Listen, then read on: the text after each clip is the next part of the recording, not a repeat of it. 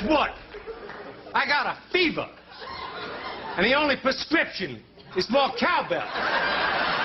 I'm broken system, broken trust, and I approve this message. For legal reasons, that's a joke. I need that money. I really, really do. I need that money. I really need that money. Really need that money. I need that money. I really, really do. I need that money. I really need that money. Really need that money. Really, that money. That money. Mask on. Fuck it, mask on.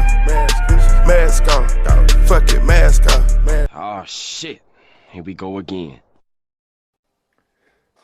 Okay, folks, we are back. This is going to be, you can blame old Squishy Gardner for this video entirely. It is his video, but I didn't want to watch this video. As I got electricity in the office yesterday, I got to flip my hat around. Yes, I have a whole head of hair. Contrary to the haters' belief, I have a full head of hair. So I got electricity yesterday. I was fucking around with my TV because I had to get a new remote for it. And I just turned on old Squishy Gardner to just watch it as I was picking up and setting everything up. And this video popped up, and it is labeled, "Defendant commits 3 life sentences while out on bond and then gets PR bond." And I thought to myself, I have to stream this. I have to stream this because this is what we've been talking about for years. And it wasn't even to this extent. This guy did some like legitimately heinous crimes. And is a legit danger to his community. And we've been saying a million times about everybody who's like actively a danger to their community. Chris Ryder, who's creating more victims and more victims as he's been out on bond. This guy took that and said, "Hold my beer," and then just kept stacking fuck charges, like absolutely crazy charges. So, like I said, you can blame old Squishy Gardner. It's not funny, but it's just almost comical to where it ended up. Because it ended up in front of Judge Simpson, who, as you guys know, doesn't like to play games. And he's going to give you his thoughts almost immediately, and it's pretty funny. Yeah, I don't know if you've watched this video before, but his charges are like legit charges.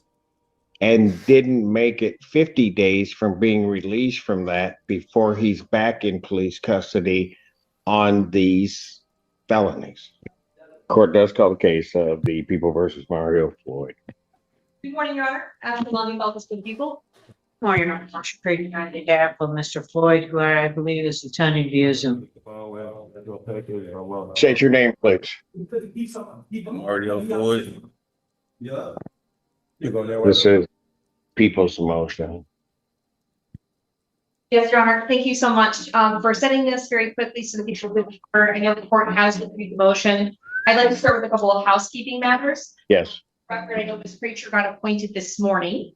So I had an extra paper copy of the police report that I gave her in court this morning, but I know that she hasn't had the benefit of reviewing a lot of the discovery in the case. So I just wanted to put that on the record. And mostly, Your Honor, we're here today asking the court to reconsider the bond. In my written motion, I did indicate that the defendant is charged with a variety of extremely serious offenses, including but not limited to armed robbery, carjacking, assault with intent to rob, armed larceny from a person, so on and so forth. My understanding is that the defendant is currently on juvenile probation related to a CHP. He has been not compliant with that probation. Most recently being put. All right, so this, I thought I was echoing there for a second. So this was over a CSC, which is criminal sexual conduct. Yeah.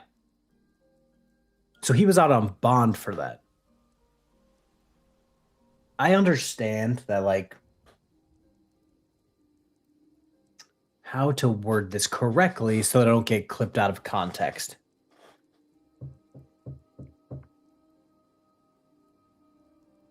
CSC can go a lot of ways. Grape can go a lot of ways. A lot of times it's he said, she said, he said, he said, she said, he said, whatever. But in this case, it seems like there's a lot of evidence that he actually did it. So maybe if it was like a he said, like she said, maybe you can get bond. But the fact that there's like a lot of evidence saying that he did it, that's the case where you're just like, you can just be in jail. Back into detention in February and released back out to his mother in March. And in this case, he was in Ann Arbor after midnight with one other individual at the time of the armed robbery, but with a group of other individual times later than the armed robbery, a group of 4 juveniles and 1 adult, ultimately an entirety of 5 people. I do believe that the likelihood of conviction is extremely high in this case, as this armed robbery and carjacking was captured on video from the Bell Tower Hotel. Very concerned for the safety of the community, mostly a bit concerned about the defendant's ability to comply with court orders, given his probation and non-compliance there. People do recognize the defendant is extremely young and will turn 18 later this month. But we do believe that the PR with the home confinement tether is an abuse of discretion. We'd ask the court to revisit the issue of bond. Happy to answer any questions the court has. Thank you, Your Honor. All right. Scripture, I realized we were notified that you were being appointed to the case last night, but I don't know. Imagine being a public defender and getting the case the night before the hearing, and all this shit falls into your lap. Like, you have the dumbest client of all time. Hey, you're out on bond for CSC. Let's go commit an armed robbery on video. Are you dumb? Like, are you dumb? Are you prepared to address the issue of bond at this time? Or? I am, Your Honor, for the All right. following reasons. First of all, the standard, we all know what the standard is. Okay, so, and then I did have an opportunity to speak to my client's mother and my client. So we are ready to prepare. Go ahead. Okay, so we all understand that the standard here, I'm sorry, I didn't ask my arguer at the table. That's fine. Okay, thank you. Abuse of discretion. And that is abuse of discretion happens when it is manifestly unreasonable, arbitrary, or based on a clear error of law or fact, rather than merely being a decision an appellate entity such as yourself would have made differently. The standard recognizes that the magistrate had firsthand knowledge of the case, including arguments made by both sides. So let's talk about this. So I know I have a history of going super hard on some public defenders. What is his name? I think he was actually in front of Judge Simpson last week, 2 weeks ago. He's got into it with Judge Washington before, claimed that like the entire police department was racist because he kept getting caught breaking the law and he kept getting convicted for it. And his public defender kept trying to defend all of his actions and saying, oh, well, the officer talked to him this way, talked to him that way, whatever. I hated that public defender. Of course I did. But I feel like most public defenders get into that line of law because they want to, trying to word this so I don't get clipped out of context. That seems to be happening more and more. They think everybody deserves an attorney, which is true. But I feel like they wanted the cases where like this guy was accused of murder. He's just a poor man who wasn't even in the state and he's innocent. But then they quickly find out this is their clientele where it's just like, you're the biggest fucking idiot on the planet. Obviously you're guilty. What the fuck were you thinking? And then they're like, oh my God, why did I sign up for this? I could have joined a giant law firm and done bitch work and made bank, but here I am making no money representing the dumbest people in society. Like, before you go on with that, understand that as is customary for me with these motions, I have reviewed both the swear to video as well as the arraignment video. So okay. I am very well aware of what the magistrate was seeing, but you may go ahead with your. All right, then I'll skip that. Okay, so it's my opinion that based on it, the magistrate was in the best position. He had all the facts to make a decision. I understand the seriousness of what the crime here and the seriousness of the accusations and allegations that Ms. Feltes brought up.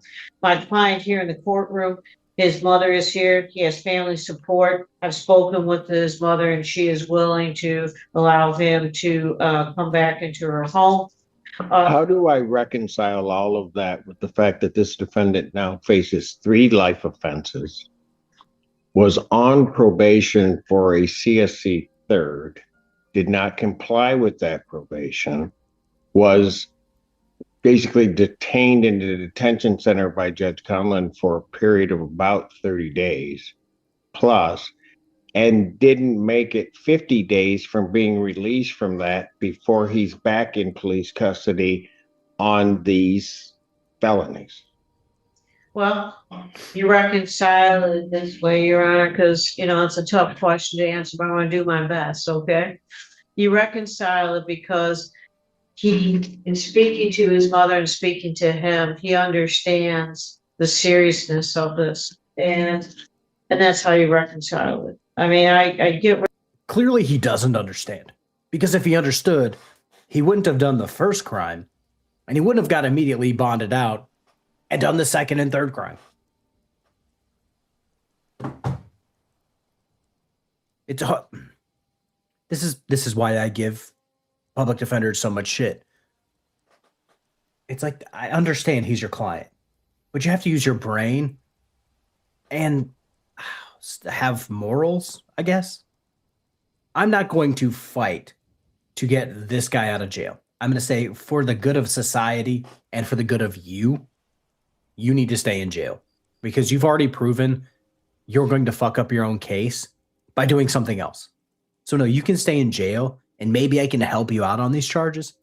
But if you get out, you're immediately going to do other fuck shit and we're going to be right back here. And then if that happens, she's going to look like an even bigger asshole.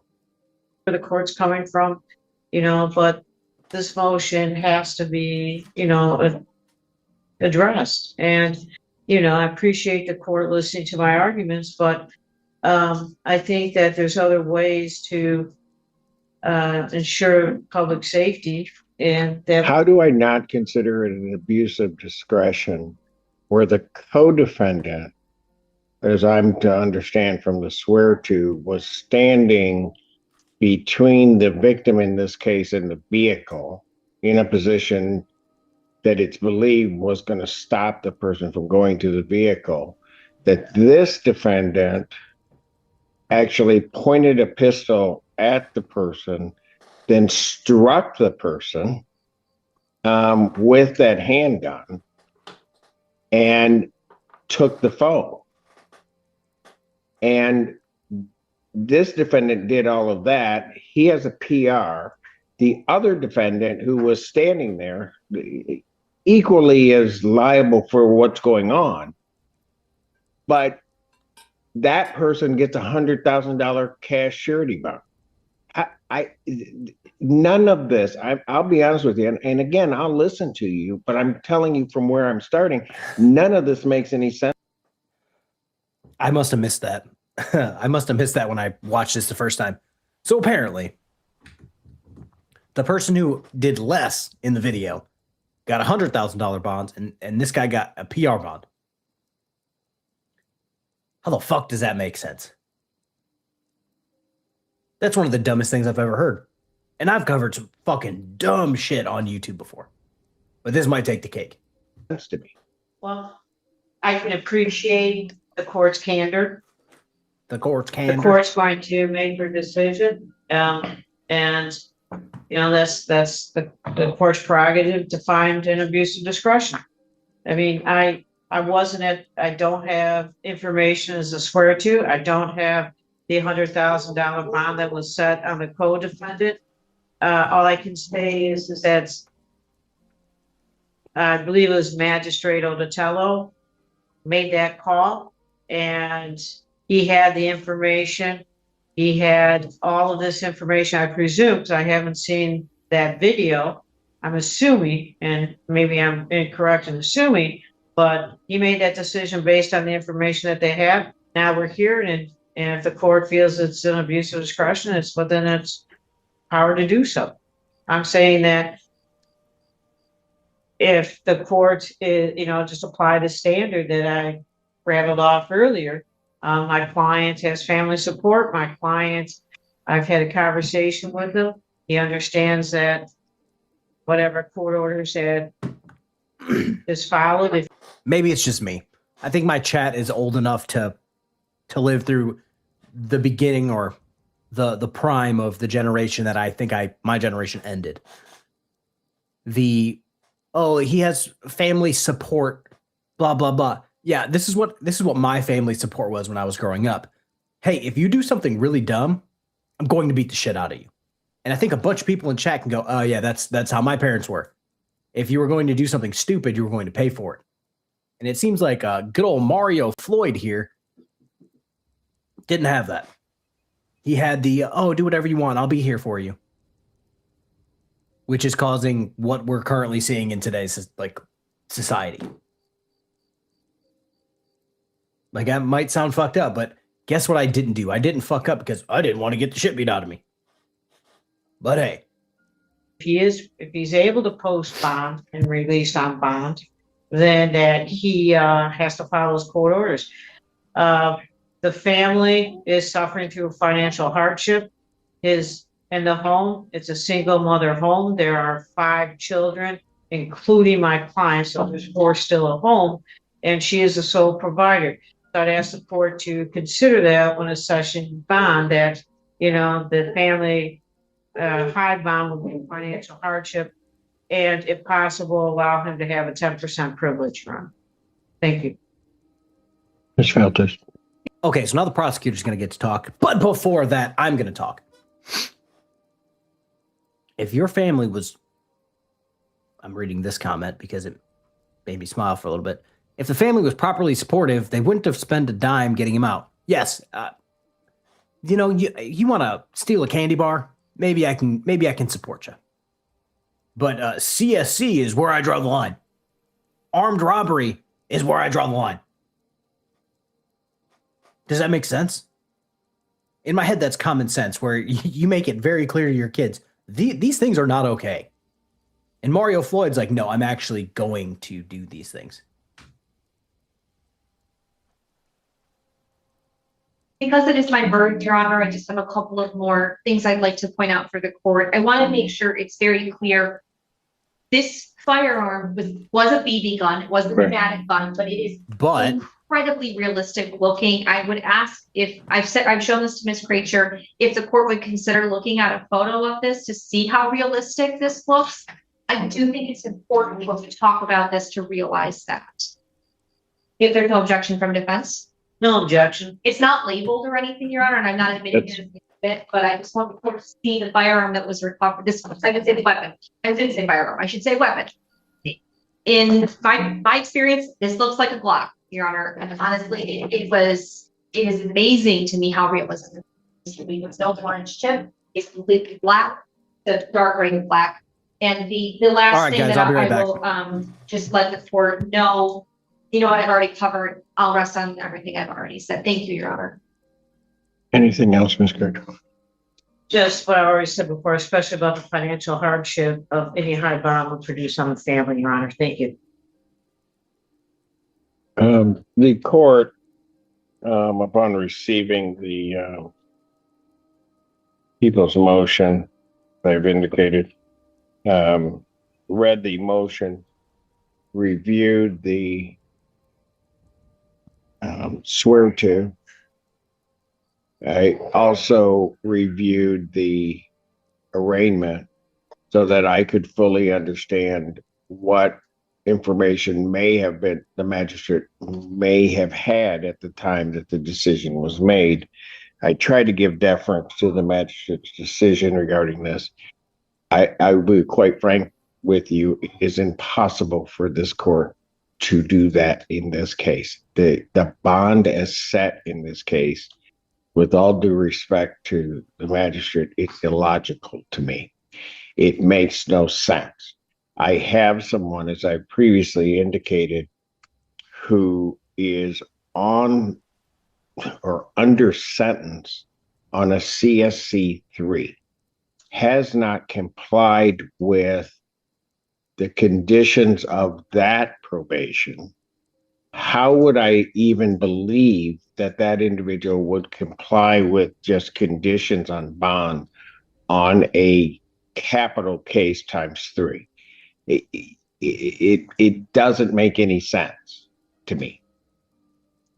Further, that there is an indication, and I'm not sure why this was not taken into account. There is an indication that this might be a ring of individuals involved, some of them juveniles, and so that this not only is some isolated incident, but that this defendant may be involved in effectively a criminal enterprise that clearly would jeopardize and pose a risk to the community at large. I think it's, and it pains me to say this, that this bond virtually is illegal. Because, first of all, he's on bond and commits these offenses. Secondly, at the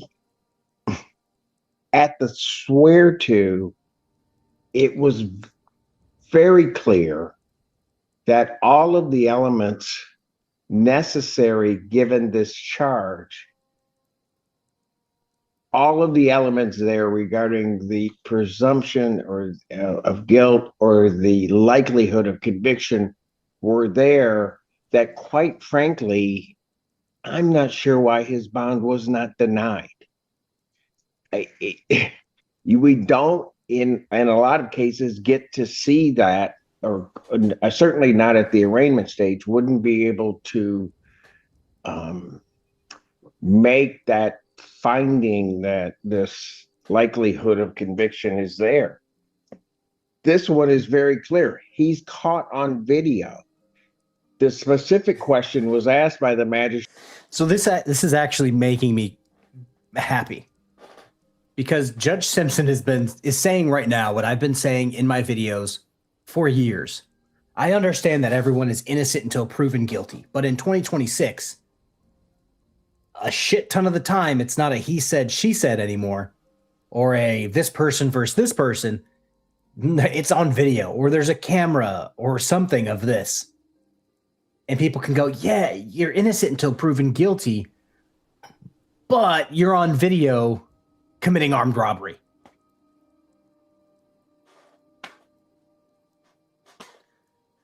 So it's like, yeah, you're innocent until proven guilty, but there's a super high probability that you're guilty. So we're going to take that into account when issuing bond. Yeah, exactly. I think video evidence is going to be the death of the adversarial system, because it just makes sense. Like, yes, there's some things like I said, the he said, she said, the this person said this person did something, and there's no evidence. You have to weigh which one's more believable. But in 2026, God, the camera is really I would say the equalizer, but the unequalizer. Because now it's like, okay, criminal, you did a thing, and you happen to be caught in 4K on 5 different cameras. You don't really have an argument anymore. It's just, this is the evidence. This is what happened. You can't say either way that you didn't do it because you're on video doing it. Regarding identification of these individuals, and the officer in charge was able to, or the officer swearing it out, was able to articulate specific things that pointed to this defendant and his cohort as the people that did this. I'm not making a finding of guilt, but I certainly on that low standard for the purposes of bond, I don't know how one gets past it, frankly. Was there something you wanted to say? I wanted the record to be clear to Your Honor, because the type of probation the defendant was on was juvenile probation and on adult probation for a violent felony. It wasn't immediately clear to me when I filled out the bond form if I had a reasonable basis to ask for bond to be denied pursuant to that provision of the court rule. And frankly, Your Honor, and I apologize, I didn't have time to do the research to get it done. And I wanted to ask the court for what I knew I had an ethical way to ask for, which is why we did not request that bond denied for a violent felony, because frankly, I wasn't sure if juvenile probation and violent felony was going to work in the same way that adult probation for a violent felony. Also, I believe, maybe I'm overstepping here, but I'm pretty sure I heard, maybe it was a prosecutor, maybe it was the defense attorney, say that he actually turns 18 in a couple weeks. So the fact that at this point at all, they were claiming that he's a juvenile, if you're almost 18, congratulations, you're an adult. Especially on 3 capital cases, congratulations, you're an adult. Yeah, there's no reason they should be talking about juvenile anything. I actually did see that this morning, actually. And funny story, KFARR used to live in Fort Wayne, Indiana, so that's pretty swell. But yeah, the old lady that died in the fight in the Tim Hortons in Fort Wayne, the family's claiming the police used AI to edit the video. What need of the police? Like, why would they need to use AI to say that a lady didn't or did throw the first punch? She's dead. It's not like they can charge her. So who cares? She died of, like, I believe it was like congenital heart failure or something, or she died of something with the heart because she just had a pacemaker put in. It's like, who would spend the time like that? The family sounds like, what's that guy's name? The targeted citizen? The targeted citizen guy that thinks every single plane or helicopter that flies over his house must be there for him. And that the police are actually using secret technology to, like, burn through his hard drives on his computer or blow up his phones. And it's just like, dude, no one cares about you. You're a sovereign citizen on fucking YouTube who gets like 100 views a video. No one's stalking you. The government's not coming after you. Like, maybe take the lead tinfoil hat off, because I think it's poisoning you, my guy. Would work for the purposes of bond. And I wanted the record to be clear about that people did consider that he was a juvenile that was on juvenile supervision probation as opposed to an adult, just so that we're very clear that that wasn't going to be thought about. But I did have time to do the research before getting it in. I looked myself, and I don't know that I saw anything definitive. I mean, the cold-hearted reality is that it was. Yeah, exactly. Congratulations, you graduated to adulthood early. I lived there in 2009 to like 2011. That's when I graduated high school in 2009. I moved with my family in 2009, like at the end. Went to college down there for like a year and a half, and then went, I'm going to move back to Michigan. And then when I moved back to Michigan, like 6 months later, I got bored and joined the military. And now you know the story of me. Yeah, the DDoSing thing. Yeah, there's a guy, a very small, drunk man, likes to threaten people, who always is claiming people are DDoSing him. And it's just like, dude, you and your 24 viewers on your live stream, no one cares about you. You are a lol cow. Nobody's DDoSing you. God, this is bringing up so much nonsense. Yeah, like, see, that's the thing. If he wanted to steal a candy bar, and they're like, you are 17 years old, we will charge you as a juvenile, we can get this off your record if you do XYZ, I would be okay with that. But as soon as you start passing into capital offenses, shit, if you're a 13-year-old that unalives somebody or starts graping people, yeah, you can be charged as an adult. I don't care at that point. Like, in my opinion, if you are doing those crimes at 13, 14, 15, you are an automatic lost cause. I mean, when one looks at the purpose of the rule, it's that the person is under court supervision and monitored, and then this happens. Thank you, Your Honor. And so, yeah, I think I have stated everything I have stated on the record. I also will indicate I am not. while I don't judge a bond based upon other bonds that are set, there is a bizarre discrepancy between the two individuals involved in this offense. And clearly, based upon what is being said, this defendant was much more clearly involved with the activities of violence and harm toward the victim in this case. I hate to derail it again, but yeah, there's all sorts of stories and like real life examples of people giving drugs to kids or weapons to kids because they know at that age the state's just going to go, well, we know they weren't your drugs. We know they wasn't your weapon. Somebody just gave them to you because they knew you'd come to court. People would be like, oh, he's just a kid, and you wouldn't get the same sentence as a 35-year-old man with a gun and drugs. So they knowingly, they'll get a slap on the wrist. That's exactly it. And they use juveniles to steal cars from the automotive factories in Detroit. I just hate people. I think anybody who's encouraging or paying juveniles to steal things or paying or, I don't know, supporting underage kids holding drugs for them, they should get the death penalty. As you guys know, I'm very pro capital punishment. For those reasons, and having reviewed everything that I have, I regrettably but don't have any other option but to say that the setting of a personal recognizance bond in this matter, given these charges, given what I know about the case, and having reviewed everything, is a clear abuse of discretion. The court will vacate that bond and will reset the defendant's bond. I will leave the conditions that were set by the magistrate in place, but in terms of the monetary amount, I will reset the bond in an amount of $500,000 Oh, cash. I got real nervous for a second. I thought Judge Simpson just went from PR to 5,000. Then he's like 5,000, 500,000. Yeah, that's more like it. That's more like it. But KFARR, you were supposed to join the military in the 5th grade. Yeah. For those of you who don't know, I get shit for not joining the military after 9/11. In 9/11, I was 10 years old.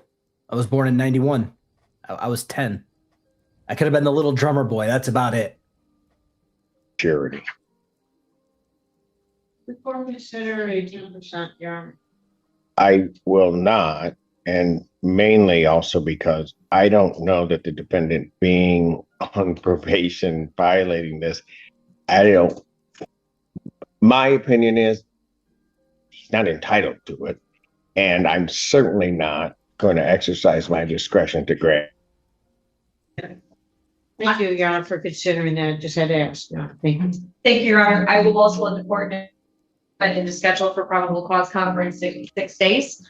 Yes. And discovery continues in this case and the investigation continues. And I do believe that we may have additional information by the time for the probable cause conference where the people may wish to revisit bond if our proofs become even stronger to request that bond be denied entirely. I do think that's a possibility in this case, but I don't know it for sure.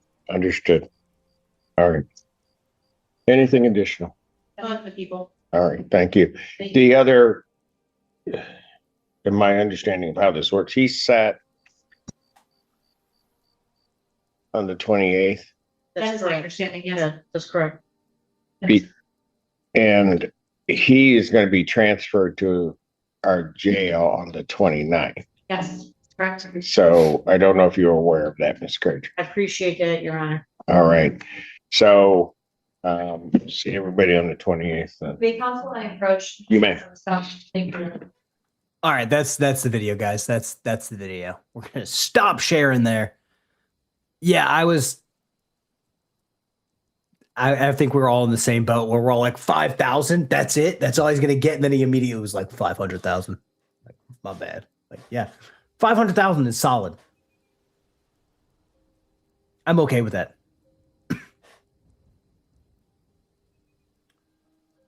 Yeah, mommy ain't coming up with 10% of 500K. I just don't understand. Like, it's such an easy thing. Hey, random high school kid, don't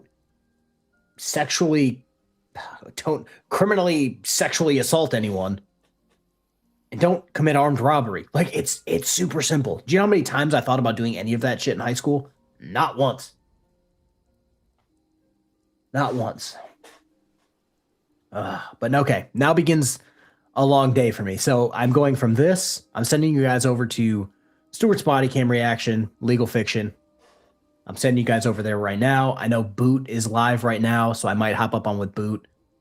What am I looking for? Oh, I have a video coming out tonight. I have another short coming out tonight, and I have the live stream tonight with Court from the 18th with Chris Ryder, where he was like, "Oh, dumb old country boy me, I don't have an attorney. I swear I'm getting appointments with attorneys." So yeah, we're going to watch that. We're probably going to have some people in chat that are going to try to argue with us, and I'm fucking here for that. So yeah, I'll see you guys in the next one. I think the video I'm going to release today is the racist attorney who gets tased a bunch of times, so be there for that. That's it. That is it. That's where we end. I'll see you guys in the next one. I think Stuart's Body Cam starts at 2, but Boot is live right now. I'm sending you over to there first so you can get notified, like his video, and then if you guys want to go to Boot's channel, like I said, he's live right now. Okay, see you guys over there. Bye.